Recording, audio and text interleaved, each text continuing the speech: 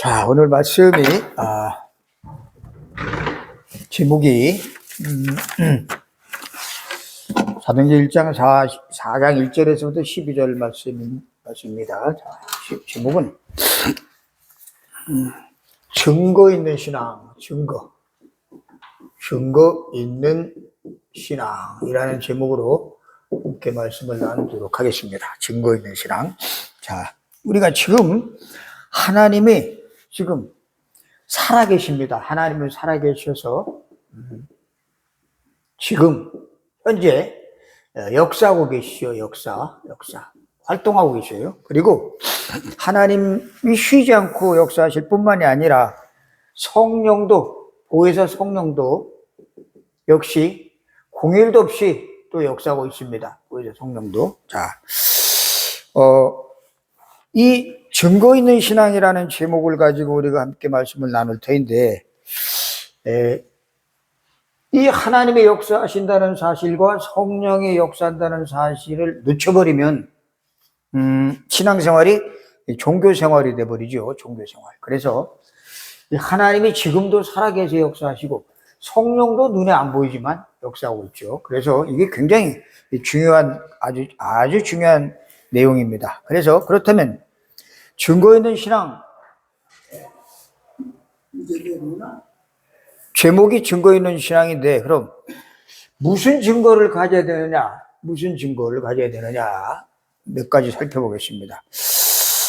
이 베드로가 성전 미문에 앉아있는 그 안진뱅이를 일으킨 사건, 이건 보통 사건이 아니죠. 자, 이 구약이나 신약이나 지금도 똑같이 세 가지 원리가 있어요. 세 가지. 뭐냐면 첫 번째는 이들의 이 신앙, 이 히브리서 11장에 나온 사람들이나 초대교회에 나온 사람들의 특징, 또 렘넌트 7명의 특징은 하나님의 약속을 믿는 신앙이었습니다.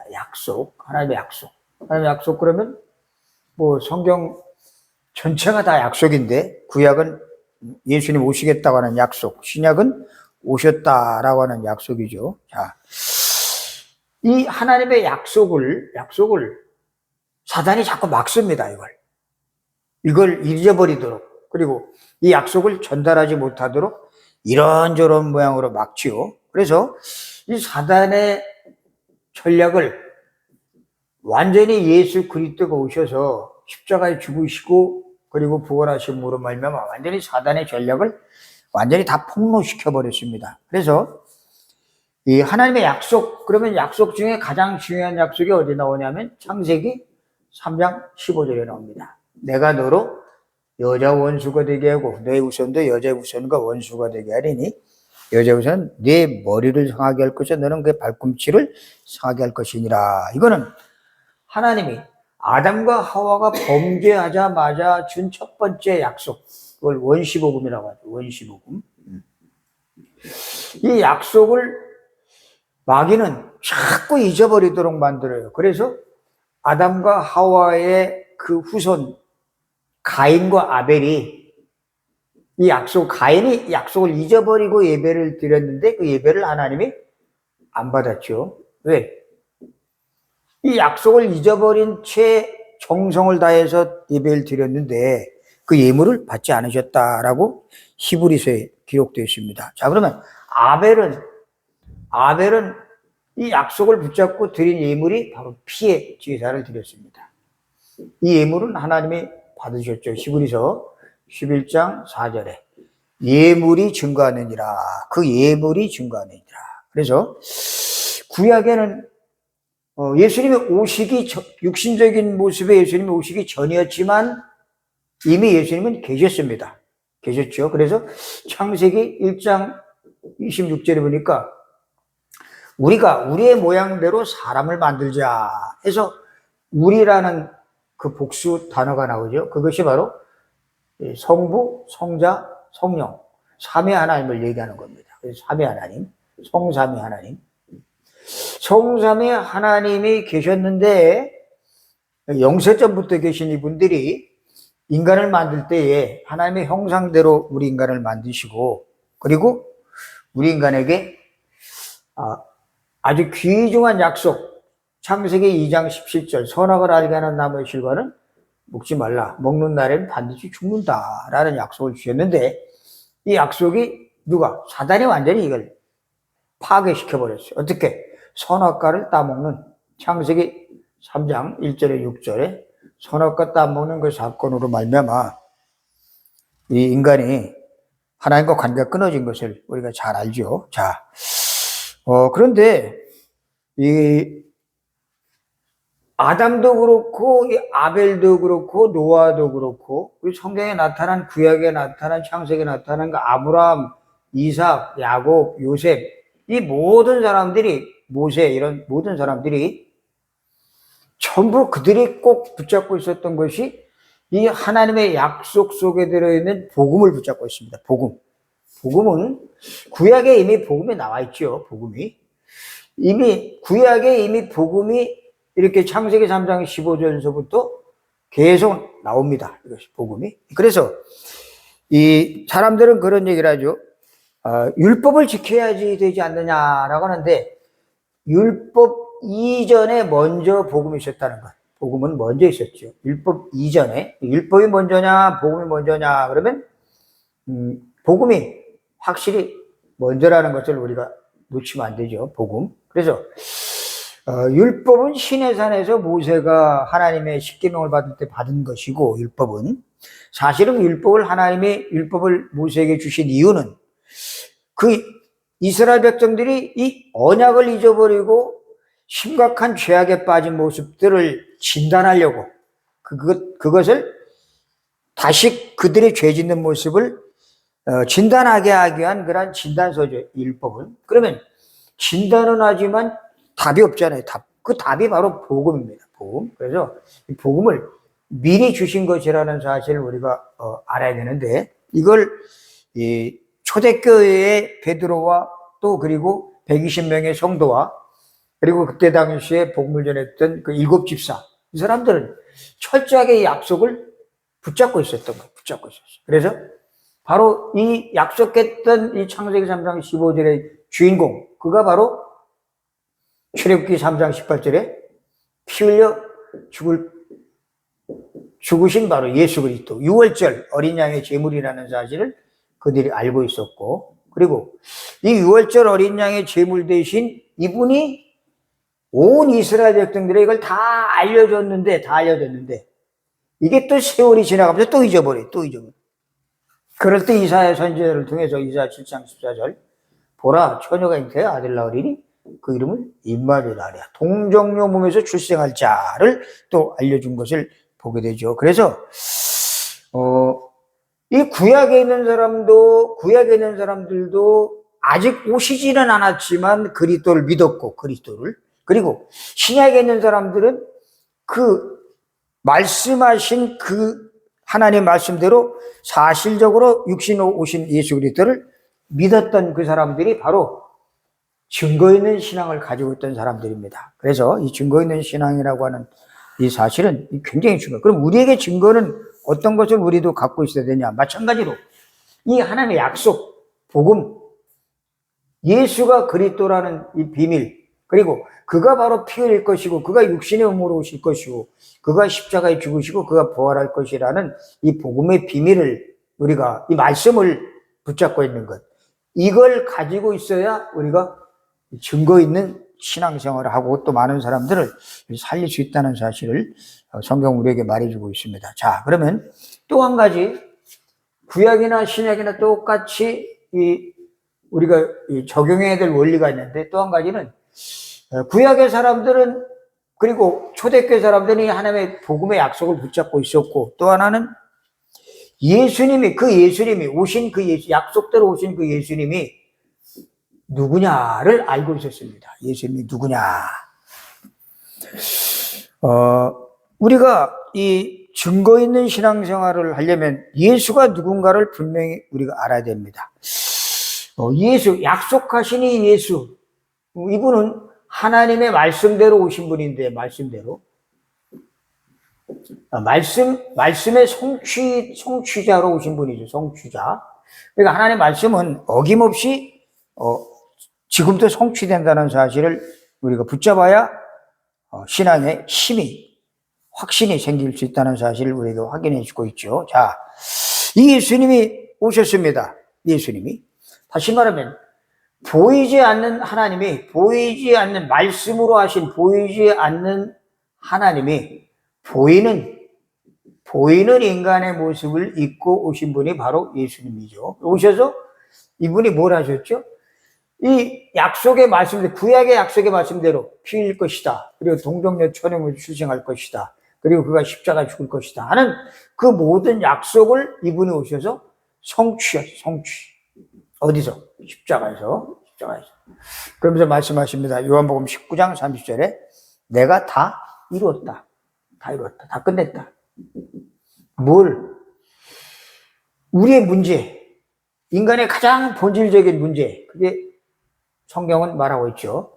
이 세상에 수없이 많은 문제가 있지만 문제 중에 제일 고질적인 문제, 인간이 절대로 해결할 수 없는 문제, 마귀에게 붙잡혀가지고 우리 인간의 저주가 찾아올 수밖에 없던 문제, 원죄. 이 원죄 문제를 해결하신 분, 이분이 바로 예수 그리스도. 그리고 원죄를 갖다 준 사단을 완전히 박살낸 분이 바로 그리스도.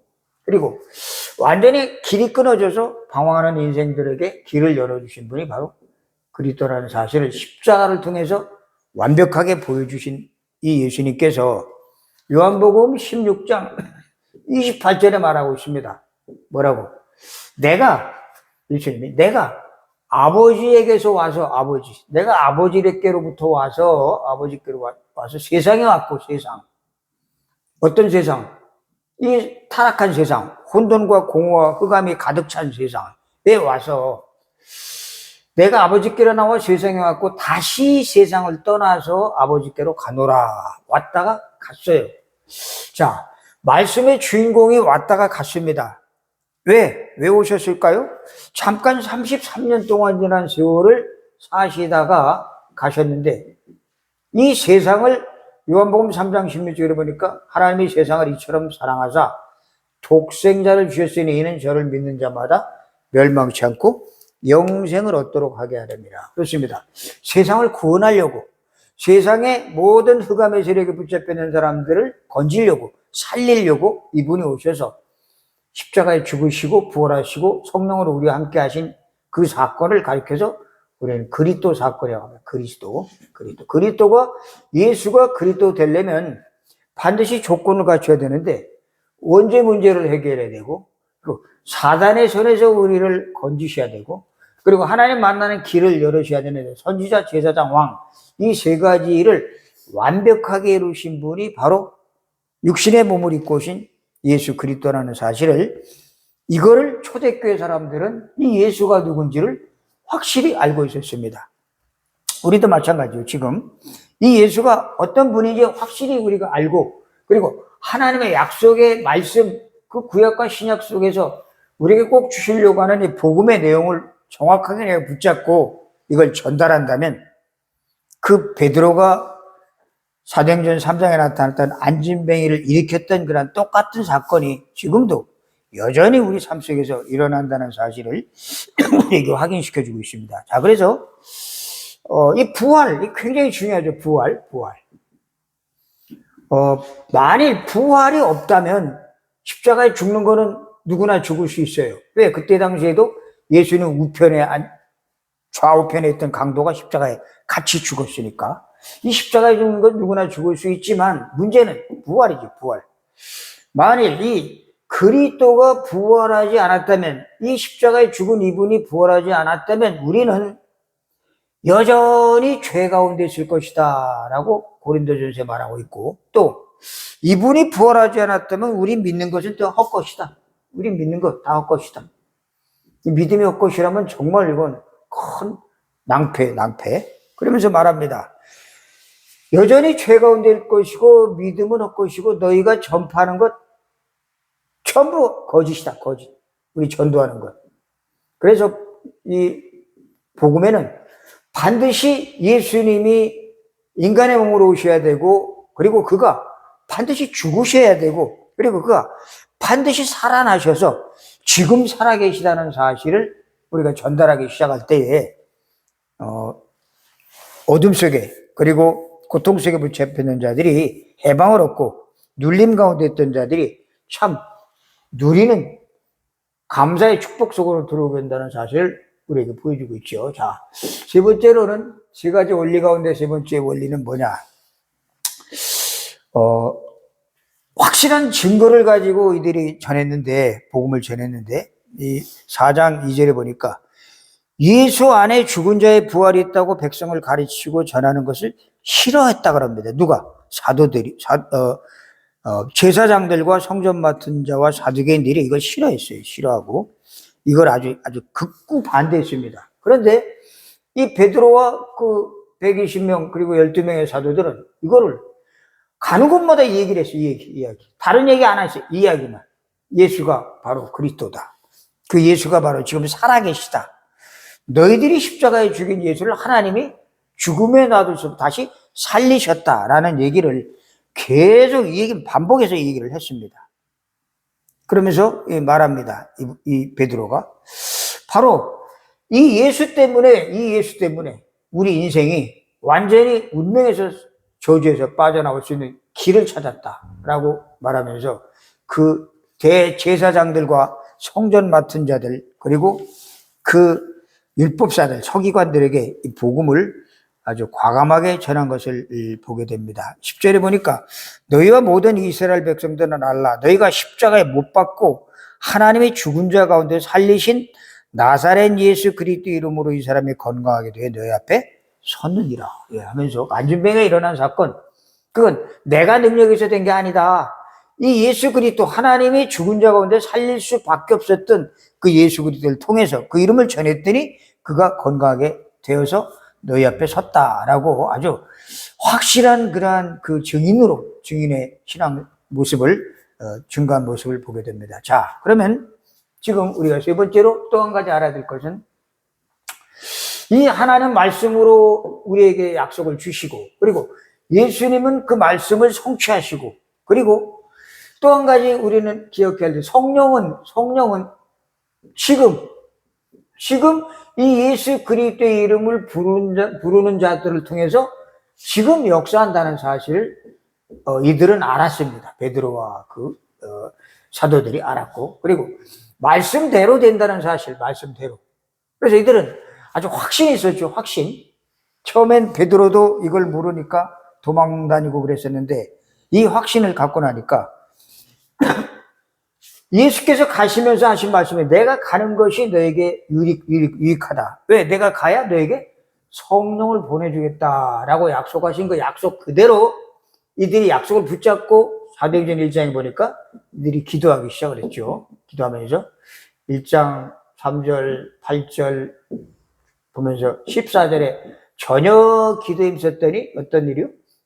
그게 사도행전 2장 1절에서 47절까지 오순절날의 역사가 일어나는 것을 보게 되면서 계속 복음이 증거되는 것을 우리가 보는데 여기에 이들은 처음에 이걸 안 믿었기 때문에 베드로는 이 예수님이 부르실 때 나를 따라오너라 내가 너로 사람을 낚는 어부가 되게 하겠다라고 말했을 때 어떤 생각으로 따라갔느냐? 이 마태복음 16장 16절에 고백하기 전에 베드로의 모습은 뭔가 출세해보려고, 성공해보려고. 그리고 예수님이 십자가에 죽으시고 부활하셔서 제자들을 찾아왔을 때에도 이 베드로와 12제들은 의심을 했죠. 의심하고 도대체 어떻게 죽은 사람이 살아날 수 있느냐 하고 의심한 것을 우리가 보게 됩니다. 자, 이제 베드로는 이제 확실히 믿기 시작을 했어요. 왜?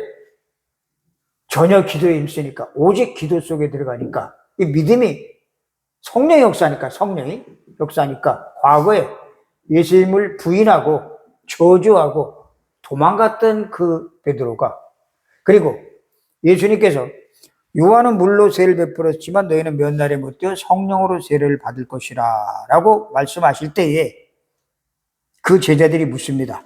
이스라엘 나라를 회복할 때가 이때입니까? 자기네 나라 회복. 이걸 물을 때 예수님은 야, 이런 거 관심 없어. 이런 거 신경 쓰지 마라.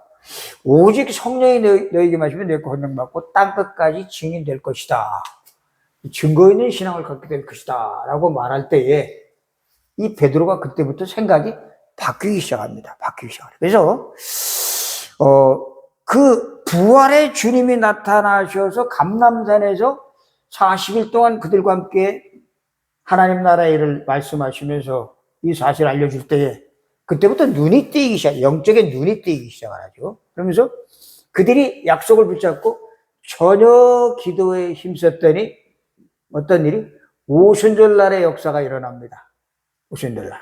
그러면서 구약의 요엘서 2장 28절의 말씀이 성취되는 그 속으로 들어가게 되면서 확실하게 부활하신 예수님이 성령으로 지금 우리와 함께 계시구나. 살아계시구나. 성령으로 지금 역사하고 계시구나.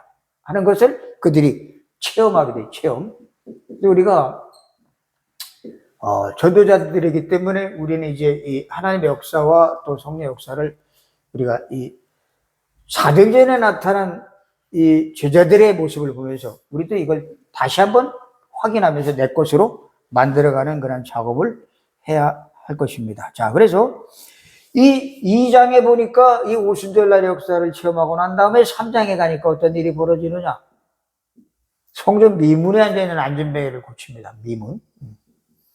근데 하필 왜 안진뱅이가 이 성전 미문에 앉아있는 안진뱅이에게 복음을 전했을 때 일어났을까라고 생각해 본다면 이 굉장히 의미가 있는 사건이죠. 그때 당시에 성전에는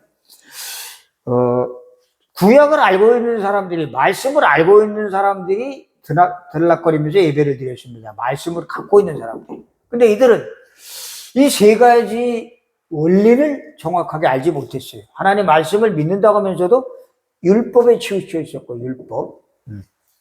복음을 정확하게 알지 못했기 때문에 예수님을 십자가에 못 박는 일에 앞장섰던 사람들이 성전에 예배 드리러 들어가던 그 장소에 앉아있는 안진뱅이. 굉장히 의미가 있는 사건이죠. 그래서 그들에게 이 베드로와 요한이 들어가다가 그 안진뱅이를 바라보면서 주목해 보면서 그에게 복음을 전했더니, 그리스도를 전했더니 그가 일어나는 사건을 보면서 이거는 당시에 그 율법을 고수하던 바리새인, 사두개인, 그리고 제사장, 선지자, 서기관 그 모든 사람들의 아주 입을 틀어막는 사건, 입을 틀어막. 도저히 이들은 생각지도 못한 일, 왜? 자기들이 죽였으니까. 자기들은 이 예수 그리스도를 구세주로 인정하지 않았으니까요. 바라고 있었는데, 기다리고 있었는데도 인정을 하지 않았던 그들 때문에 그들은 안진뱅이가 일어나고 그 이스라엘의 소동이 일어나는 걸 보면서, 예루살렘의 소동이 일어나는 걸 보면서 시기해가지고 그 베드로와 그 일당들을 붙잡습니다. 그래서 오늘 법정에 세운 사건이 오늘 나오죠. 법정에 세워가지고 그들이 말합니다. 누구의 이름으로 이 일을 행하느냐? 누구 이름으로?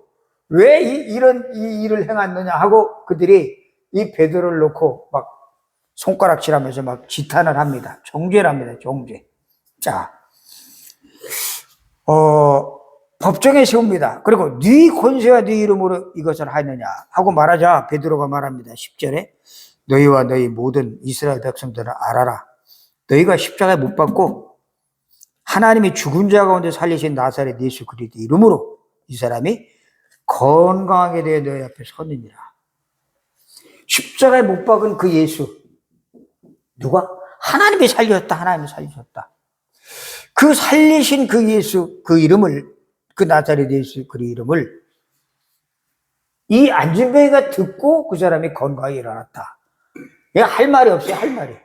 이 종교인들이 할 말이 없도록 아주 입을 닥쳐버리는 그런 일이 나타납니다. 성령 충만한 이 베드로 말합니다. 여기 11절에 보니까 이 예수는 너희 건축자들의 버린 돌로서 집 모퉁이에 머릿돌이 되었느니라. 13절, 14절에 쭉 나옵니다. 아주 할 말이 없는 바리새인들이 왜? 증거 앞에는 할 말이 없어요. 증거. 무슨 증거? 성전 미문에 앉아있던 안진뱅이 일으키는 증거 앞에는 아주 그들이 입이 10,000개가 있어도 1,000개가 있어도 할 말이 없습니다. 그러면서 그들이 이걸 어떻게 이걸 막을까? 이 소동이 일어난 걸 이걸 어떻게 막을까 하다가 그들이 어떤 모략을 하느냐. 15절에 보니까 14절 15절에 보니까 또 병 나온 사람이 그들과 함께 서 있는 것을 보고 비난할 말이 없는지라. 왜? 증거가 있으니까. 비난할 말이 없죠. 건강이 됐으니까. 명하여 공에서 나가라. 잠깐 저쪽으로 비켜라. 우리끼리 회의하겠다. 회의. 그러면서 그들이 회의를 합니다. 뭐라고? 이것들이 이거 어떡할까 이거. 그들로 말면 유명한 표적이 나타나는데 이거 어떡할까? 이거. 표적 앞에는 할 말이 없잖아요. 완전히 안전벨가 일어난 사건, 40년 동안 꼼짝도 못했던 안전벨가 일어나는 사건. 그 안전벨에 늘 동전만 던져주고 육신적인 것만 그들이 채워졌던 그들을 아주 부끄럽게 만드는 그런 사건이 통해서 소문이 쫙 퍼지기 시작합니다. 무슨 소문? 야, 그리스도 복음이 정말 생명 있는 복음이구나. 정말 치유하는 복음이구나 하는 사실이 이것이 퍼지기 시작을 하면서 이들이 말합니다. 이 위협을 하죠. 17절에 보니까 위협. 민간에 더 퍼지지 못하게 그들을 위협하여 이후에는 이 이름으로 아무에게도 말하지 말라. 이거 말하지 말라. 라고 입을 함구령을 내리는데 뭐 이거 증거 있는데 이거 말 안 할 수가 있나요? 계속 얘기해야죠. 얘기해야 돼. 이들은 말합니다. 19절 20절에 보니까 베드로와 요한이 대답하여 이르되 하나님 앞에서 너희 말을 듣는 것이 하나님의 말씀을 듣는 것보다 옳은가 판단하라. 우리는 보고 들은 것을 말하지 않을 수 없다.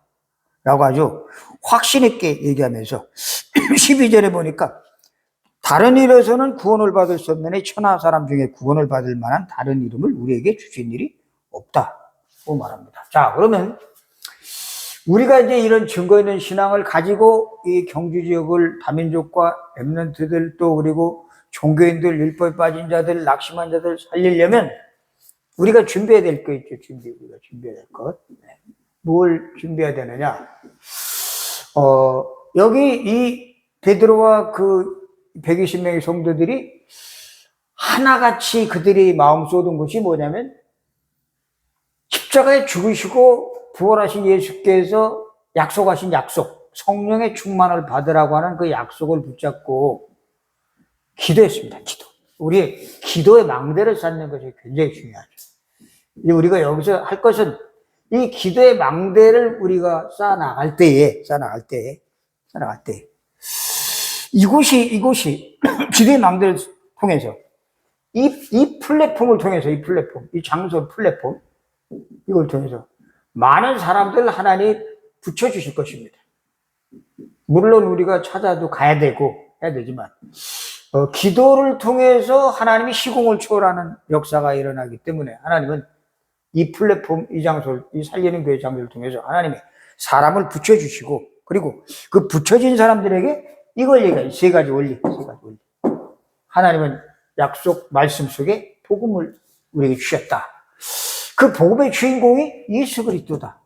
그리고 그 예수 그리스도를 전달하니까 성령 역사하고 사단이, 흑암이, 악령이 꺾인다라고 하는 사실을 우리가 전달할 때에 열방이 돌아오는 역사가 분명히 나타날 것입니다. 이 경주 지역에 뭐 우리가 늘 기도했듯이 16개, 17개 나라 뭐 다민족들이 많고 러시아도 많고 또 탈북자들도 어디 숨어 있는 사람도 많고 중화인도 많고 많은 사람들이 있는데 열방에 돌아와서 이들이 치유받고 또 서밋으로 세워지고 이들이 그리고 237 나라에 또 5천 종족에 또 복음을 전달되는 일이 분명히 일어날 것이라고 확신됩니다. 왜?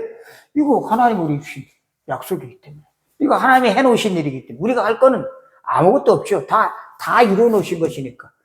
성부 하나님이 해놓으신 것, 성자 예수님이 해놓으신 것, 성령, 보혜사 성령이 해놓으신 이 모든 것들이 전부 내 것으로 만들 수 있는 유일한 방법, 기도 외에는 이런 이유가 나갈 수 없느니라.